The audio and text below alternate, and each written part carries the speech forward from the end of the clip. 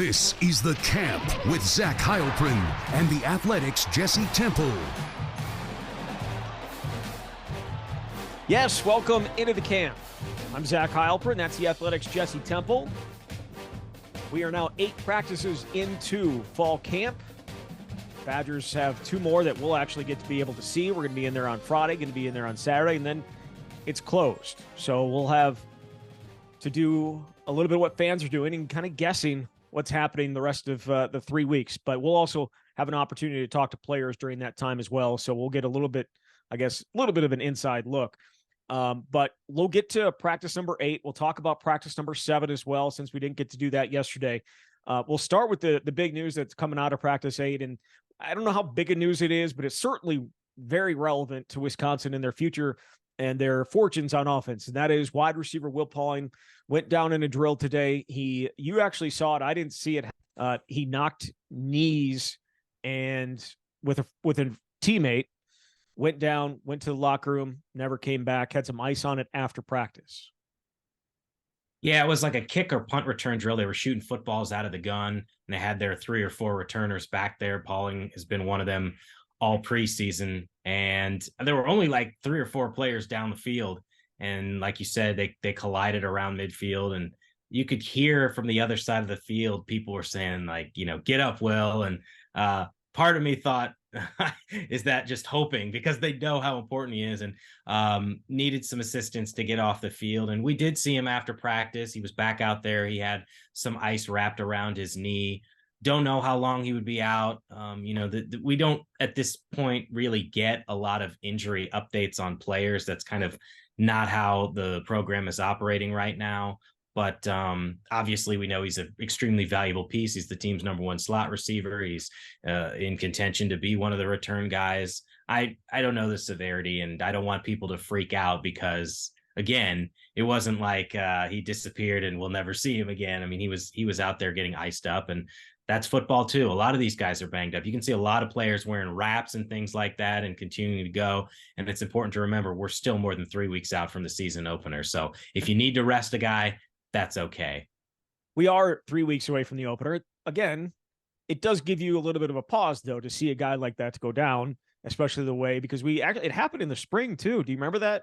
It happened in the spring. He went down on the sideline, and I'm like, oh my God, did he? Because it was a non-contact injury. And like, oh my God, is he done? And then he was back out there like the next practice. So he was moving around well enough after practice today. He did have, as you said, the wrap on his knee, and it looked like the ice was on the inside of his knee.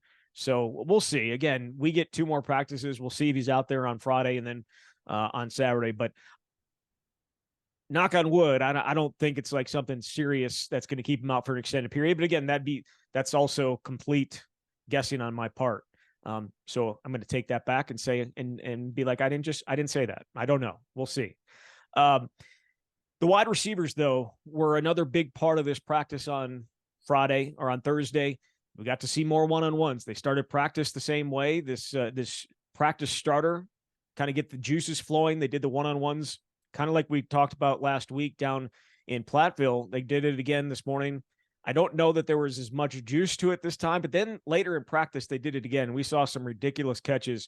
One from Chimere Dike, one from Bryson Green, and one from Chris Brooks. It just feels like different guys every single time making plays. Yeah, that's what I wrote about in my practice report off Thursday, is that every day it's a different wide receiver. And to me, on Thursday, it was a lot of the Chimere Dike show. Wisconsin's very first 11-on-11 snap, he made this incredible catch down the left side.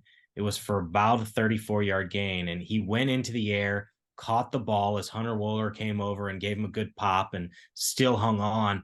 There were 3 or 4 examples where Chimere got free and was able to create space and catch a ball for a first down. A couple where he was diving to his knees. So it's not like that every day. I mean, think about practice on Wednesday. I don't know how many times Chimere's name was called when you compared it to, say, Bryson Green, who had 2 touchdown passes, including a monster 29-yard touchdown pass. Keontez Lewis had, if it was in bounds, the play of practice where he caught a touchdown pass in the end zone of about 16 yards. And I think the defense was pretty sure he was out of bounds, and Luke Fickell played the role of official, came over and signaled touchdown. And I asked Keontae about it afterward. You could kind of see the wry smile on his face. And he said, well, they called it a touchdown, so we in. But that's what it's been like. And that's what I wrote about this week with the wide receiver group is that top six that they have. It's not really a stretch, I don't think, not to be a prisoner of the moment, but this is the most talented and deepest group of wide receivers Wisconsin has had. And they have been rolling through them like a hockey shift, 3 in, 3 out. So Tanner Mordecai can get comfortable with those guys. That's something that the group mentioned on Wednesday, but it was DK primarily on Thursday, but other guys are continuing to step up and make plays. And I think that's encouraging. And I also think some fans may wonder, oh, well, what does that mean for the secondary? Like those guys have been making their share of plays too. Now, obviously they're passing it a hell of a lot more than they have been in previous seasons, but we're seeing some amazing battles on the back end. Yeah, those one-on-ones are really designed for the wide receivers to have some success, right? I mean, it's one-on-one. They can go pretty much anywhere on the field, and so it's really, really tough. There's no help anywhere. It's not like there's a safety in the inside that's able to stop a slant or deter a guy from getting from going inside because he's going to get knocked the F out. Like there's nothing to that. So those one-on-ones are certainly designed for success, and we've seen that. But you're right, the one-on-ones are not the one-on-ones, but the 11-on-11, great battles, and the defensive backs have won their share as well. And one of those guys that has won a lot of his battles, and it wasn't necessarily in coverage, but was everywhere on Thursday and has had a really good camp, is Hunter Wohler, and a guy that we definitely think and believe is going to have a huge season. We haven't had a chance to talk to them. I mean, we got to talk to him before fall camp. We'll get a chance to talk to him here a little bit later in fall camp, but everything I've seen from him, poised for a huge year. He was going to have a huge sophomore year. It's just that he got hurt in the first game of the season. That ended up being his only start. He ended up playing in 6 games. If he's healthy, absolutely, I see a monster year for Hunter because this defense fits him perfectly. When they're not in the dollar, obviously he's in there on the back end. What we've seen so far is Kamoi Latu there. We see Travion Blaylock come in when they run the dollar, but that safety room is so deep they could play any of those guys. Hunter, you're right. He was everywhere. I mentioned the pop that he put on DK that DK managed to hold on. That's down the field. When they put him in the dollar and he's at linebacker depth, he can wreak havoc. There were multiple instances where Wisconsin, in its quest offensively to get the ball out quickly, get the ball into playmakers' hands in space, would throw these passes into the flat, and Hunter is right there. And if he could tackle dudes, they would be ferocious. But obviously, you're generally holding up here. He can get into the backfield to stop plays. He can pressure the quarterback. He can stop these short passes in the flat, and he can play deep. And there were multiple tackles made on Thursday. So certainly a breakout candidate this season. And I don't know what that looks like, but I won't be surprised if he has an all Big Ten type of year. He is just that good. And I think we'll have that many opportunities in this defense.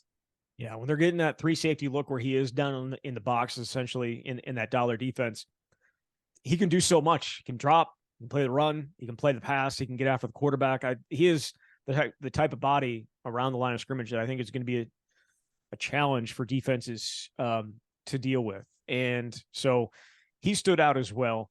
A couple more injury notes, I guess, before we get further into this. Muma Jongmeta went and had surgery.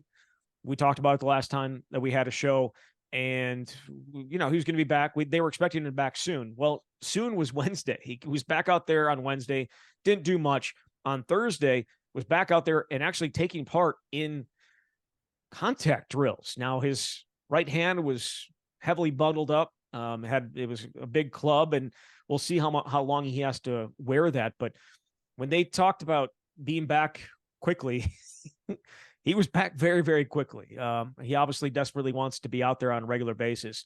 A couple other guys, Kurt Neal is out right now. We heard from Luke Fickell saying that it might be a few weeks.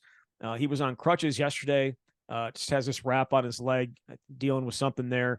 And then Jamel Howard is a guy that hasn't been able to take part. He's dealing with something. And a guy we talked about the last episode, Tucker Ashcraft, was not in any team drills today. He was out and rehabbing as well. And now he was in a non-contact jersey to start camp, and then got that off either the second or third day.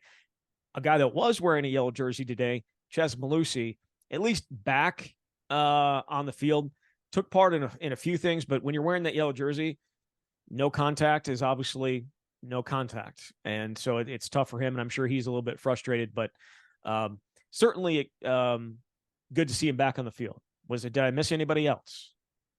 I think you pretty much got the big ones. There's some other guys that have been out. Grover Bortolotti's been out for a little while. But I mean, that's allowed some rotations to be different. We've seen a lot more of Nate White, who had a big time play. But in terms of guys you're going to see on the field, I think you pretty much covered it. And Ches is the type of guy like him and Braylon, just get him to the opener. I don't know how much Ches needs. Now it's good for just working with Braylon and working with Tanner and the routes and stuff. But I think you want to be super cautious because we know he's had an injury history, even though this one's different from the others. Just get those guys to the opener and let's see what Wisconsin has to work with. Yeah, definitely. A couple of things on the offensive line. We mentioned it or didn't mention it because we didn't have a show yesterday, but Michael Furtney and Trey Wettig kind of splitting some time there with the first team at right guard. What have you seen there?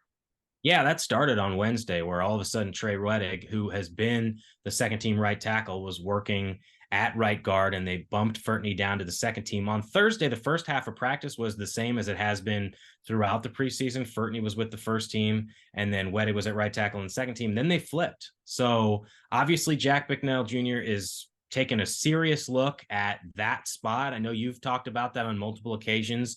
You wondered whether there would be some movement at guard, whether it was Wettig or Joe Huber, and whether Michael Furtney would be able to hang on. I mean, Furtney's played in, I think, 44 career games and has 11 starts, but he's also been in and out of the starting lineup. So I don't know where that stands. And the other notable thing that happened on Wednesday, at least very briefly, was we saw Jake Renfro get his first snaps at center with the first team offense since practice 4 in the spring. Now, we haven't had a chance to talk to anybody on the offensive line since then because we already talked to him earlier in camp. I think some of that may have had to do with Tanner Bortolini struggling a little bit with a couple shotgun snaps and just giving him a bit of a breather. But that was notable because obviously Renfro came here to be the top center. Now he was back with the twos on Thursday. So it's a 6 or 7 man rotation is what it's looking like right now because we just have not seen movement from any of the other guys. I know we talked before about possibly seeing Joe Brunner make a move. Could Hayden Rucci? They've got JP Benchwall in there with the twos. Those are all 4 and 5-star guys out of high school, but so far,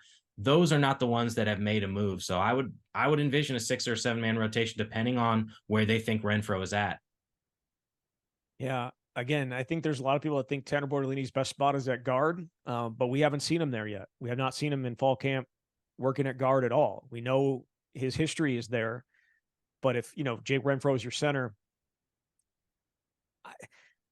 I think the problem with this is I don't know that Jack Bicknell is totally comfortable with Jake Renfro's health.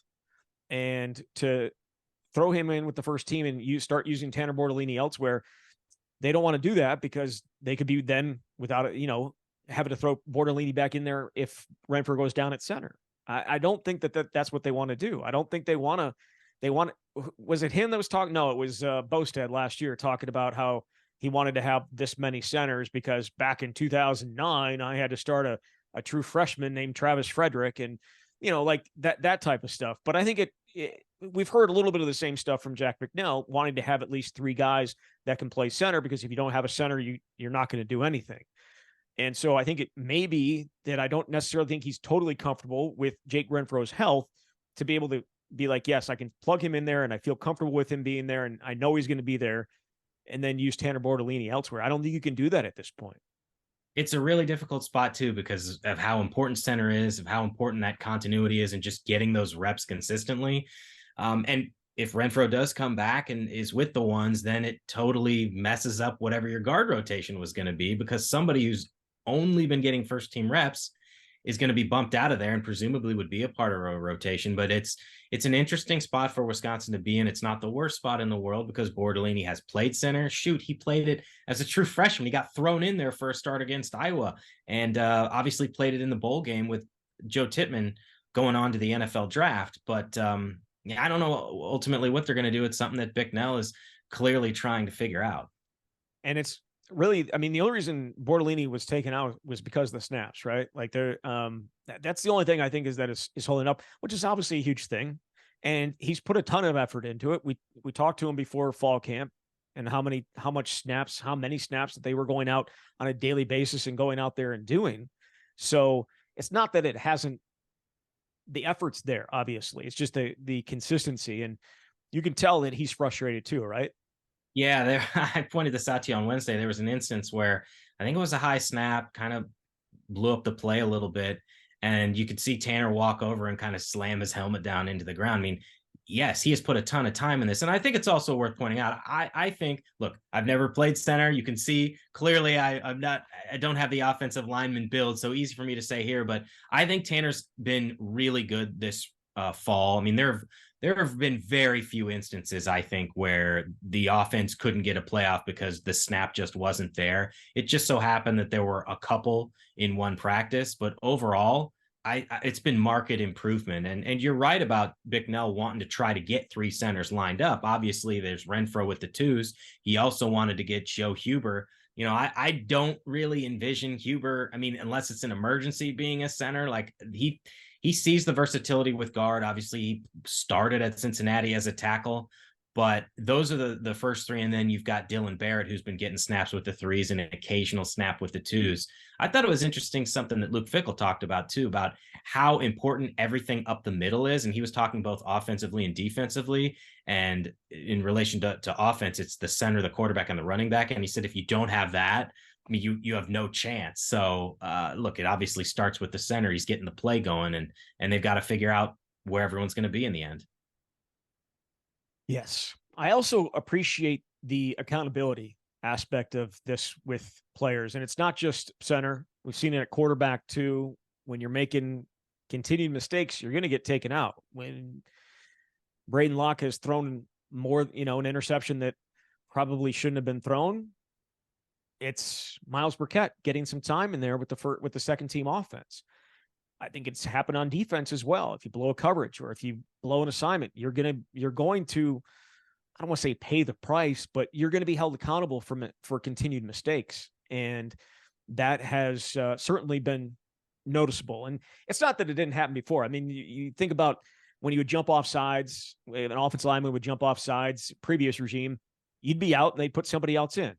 That's just the way you're being held accountable. The other thing that has stood out to me at practice, and maybe there's some questions that I got that I'm going to do tomorrow in the camp Q&A about how things are different than the previous regime. And I think one thing that has stood out, and I mentioned it to you at practice today, and that is the lack of officials at practice. I feel like we saw a ton of it under the former coaching staff, and I'm sure they will have them at some point, but we have not yet seen them at practice. They're 8 practices into there, and we haven't seen officials. The only official that they have is Chief of Staff Greg Gillum, who has a yellow flag and a red flag, and I don't know the difference between the two.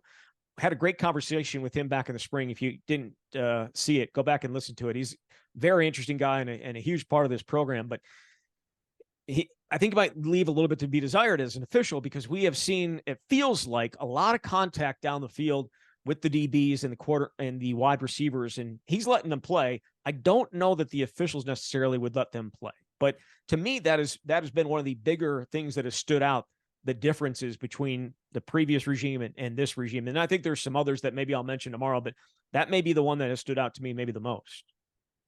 Honestly, that's not something I've thought about all that much. Well, you're a better man than me. I just No.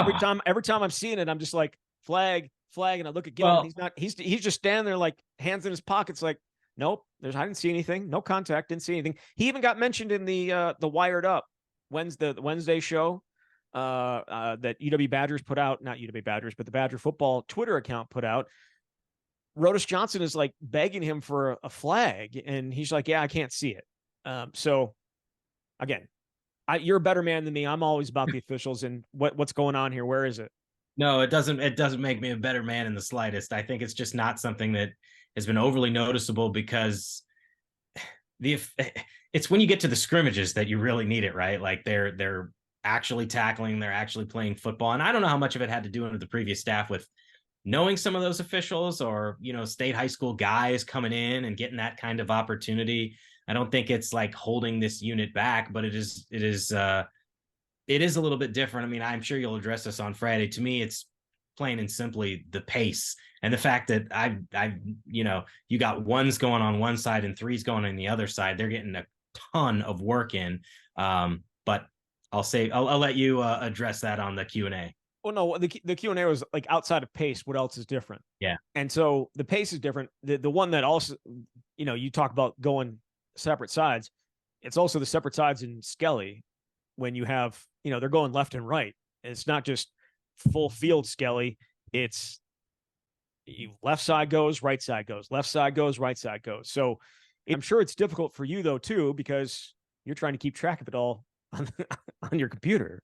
Yeah, I've got my laptop. This is Inside Baseball. I'm just sitting there in the bleachers with it, constantly staring ahead, typing, not even looking at what I'm typing, but I couldn't possibly look at both sides. So usually I pick, it's the first and second team offense. But every once in a while, if Nick Evers is in there and getting an opportunity, I want to see what he has to do. And he's usually delivering some shot down the field. It's just that you can't really judge. You can't really judge what that means because you might have a third or fourth string guys going against each other. But that is significantly different from what we've seen in the past. It's obviously much faster, way more reps, and a lot more for coaches to have to evaluate. So you talked about your practice report. Wide receivers obviously are a big part of it. We haven't talked about quarterbacks at all here.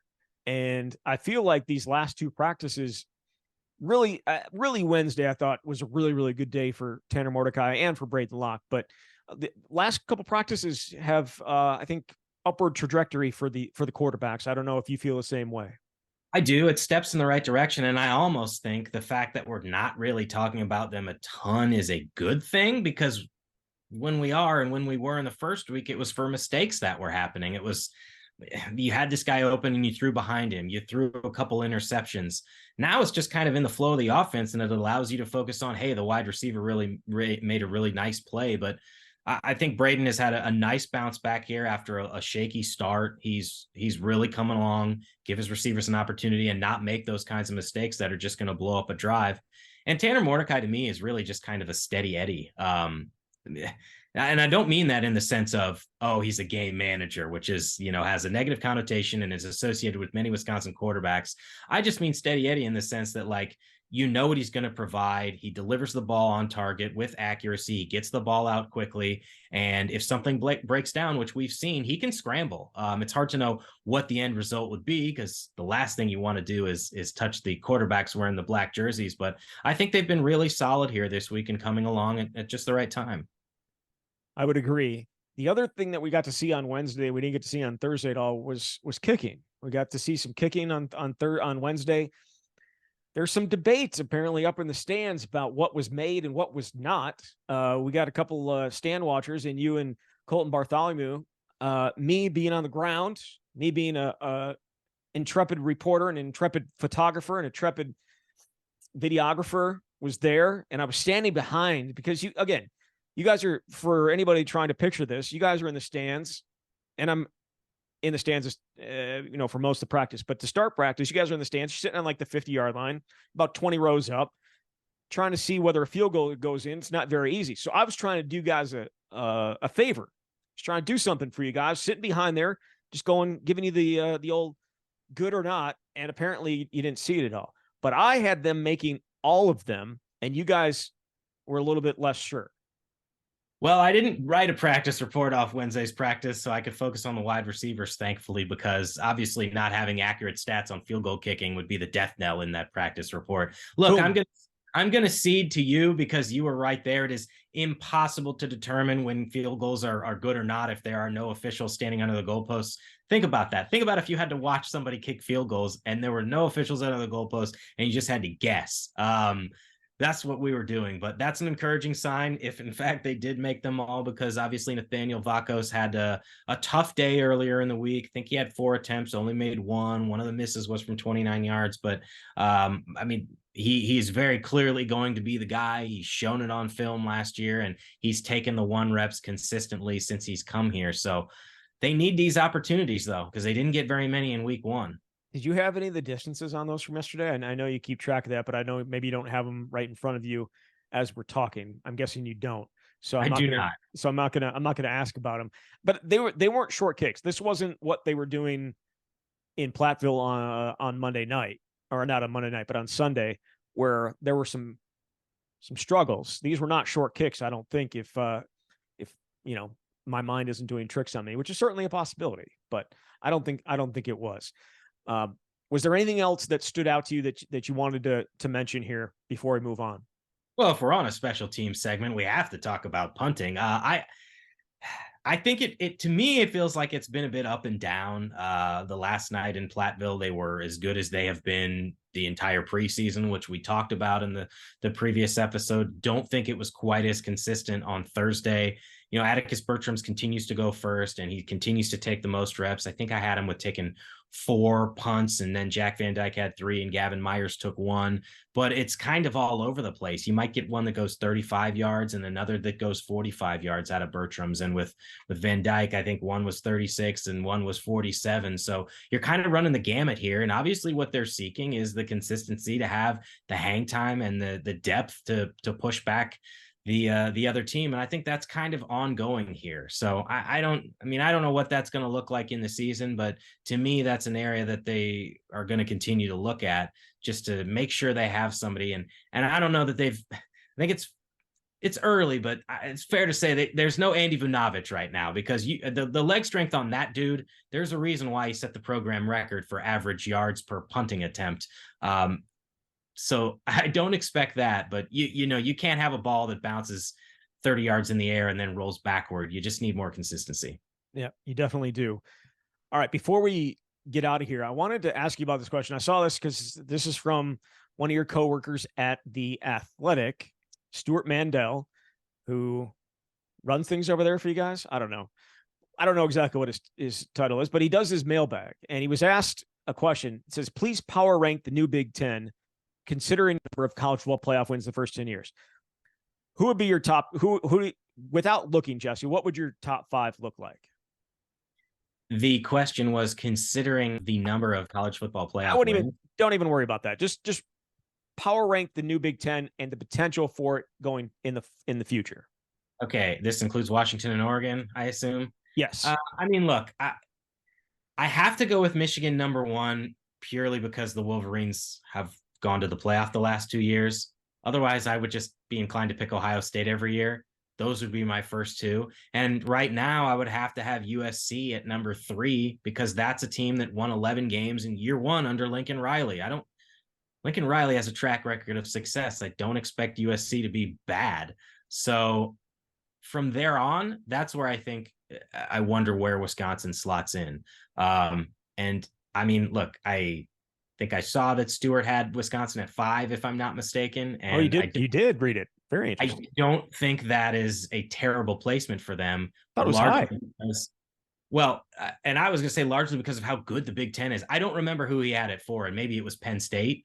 So he went, but since you already looked at this, Ohio State was number 1, Michigan was 2, Penn State was 3, USC was 4, and Wisconsin was 5. Yeah. I probably flip USC and Penn State. Okay. But yeah. But I like the other ones. Wisconsin, if that's how national people are viewing Wisconsin, that really says something to me. To be ahead of Oregon, to be ahead, obviously Washington is what it is, but like there are a lot of really good programs, and for Wisconsin to be sitting at 5. Now I know there's probably a gap between my top 3 of Ohio State, Michigan, and USC, and then Penn State. And then maybe there's another gap for Wisconsin. But the fact that they're ahead of Oregon, a team that's been in 2 national championship games in the last 10 years or last decade, it says about something where some people think this program's going. Well, think about how good this league is. If you're going to reference the recent history here, Oregon went to the college football playoff. Washington went 1 year. Michigan State went 1 year. It's remarkable. And I also think it shows how difficult this Big Ten of the future is going to be for any program, but a program like Wisconsin to break through and win a conference championship. And I think in an 18-team league, you're just going to have divisions. I don't understand how you couldn't. So maybe that makes it a little bit easier, but easier is not the right word. So it's fascinating to watch it unfold. I mean, I wrote about this last week, but I do think Wisconsin is as well positioned as it could be for the future, but they're going to have to show that this new regime and this new offense and everything that's new can be more effective than what Wisconsin has traditionally been. I certainly expect it to be better than the last 3 years when Wisconsin has grossly underachieved, but can you get back up into that upper echelon elite level? It's not going to be easy in the Big Ten. It won't be, but again, I think just the idea that national people think Wisconsin is in that conversation to be one of the top 5 programs in the Big Ten certainly says something after the last 3 years, and certainly says something about Luke Fickell. One more thing before we go, I lied. Xavier Lucas is going to be making his college decision tomorrow at noon. It's coming down to Wisconsin. It's coming down to Florida State. It's coming down to Iowa. I think Wisconsin is the favorite to win this one because to be fair, Florida State took some guys. I think if it were up to him, if he were to take for Florida State, maybe it would be the Seminoles, but it doesn't sound like he is. And it sounds like Wisconsin's going to be his pick tomorrow. What do you think about Xavier Lucas? Well, yeah, Wisconsin certainly seems like it's in a good position. And Iowa as well. Iowa, obviously, I think Iowa had gotten every player that had taken an official that had committed. They were like 100%. That's which impressive. is remarkable. Especially if you've been to Iowa City. I have lived there, actually. Little known fact. I mean, this is potentially a really good get for Wisconsin. Another Florida DB, someone that this staff identified, and they've got a few already, and they've got 20 commits as of now. And this falls right in line with what Luke Fickell said he wanted, 18 to 22 in a given year. So I don't know. It's interesting because Wisconsin isn't necessarily his first choice. Obviously, Florida State went out and got a 5-star corner. So they're just, if there's not a spot, you got to go somewhere else, but it could be a really good situation for him at Wisconsin. It could be. And this just continues the overhaul of that secondary. And that really, I mean, he could slot in as a safety or cornerback. But it's a continued makeover of what they want that room to look like, I think is really telling what they've done this first 10 months. 9 months they've been on the job. Would you agree? Oh yeah, it's remarkable. I mean, look, for as much as we talk about quarterback and wide receiver, the way they've remade that room is tremendously impressive. They're getting length and height, and it's funny. We had a chance on Thursday to talk to the cornerbacks and cornerbacks coach Paul Haynes, and I had asked him about Amari Snowden, who's listed at 6'4" on the roster. I feel like I should repeat that, 6'4". And he said, not to age myself, but he reminds me of Stretch Armstrong, the way you could pull his limbs and things like that. They're getting bigger and longer and trying to be able to contend with some of those really physical wide receivers in the Big Ten. We'll see whether they have success with that, but it is certainly different from what we've seen in the past. It definitely is. So Xavier Lucas will make his decision tomorrow. Badgers, as I said before, back in the field tomorrow for practice number 9 of fall camp. We'll be there. I'll come back. We'll do a little Q&A tomorrow, and then Jesse will be back with me on Saturday. Thank you very much. Thanks, Zach. Talk soon. All right, there is Jesse Temple from The Athletic. You've been listening to The Camp.